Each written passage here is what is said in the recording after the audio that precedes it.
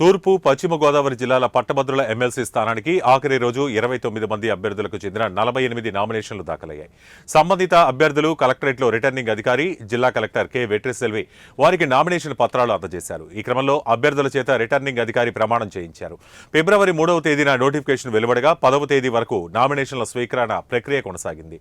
తాజాగా 29 మంది అభ్యర్థులు నామినేషన్లు వేశారు. ఆఖరి రోజు దాఖలైన 48 నామినేషన్లతో కలిపి ఇప్పటి వరకు 49 మంది అభ్యర్థులకు చెందిన 72 నామినేషన్లు దాఖలయ్యాయి. ఈ నెల 13న పరిశీలన, ఉపసంహరణ పూర్తయిన తర్వాత బరిలో ఎంతమంది నిలుస్తారన్నది తేలుతుంది. దాని తర్వాత ఎన్నికల కమిషన్ నిబంధనల మేరకు గుర్తుల కేటాయింపు, ఇతర ప్రక్రియలు కొనసాగుతాయి.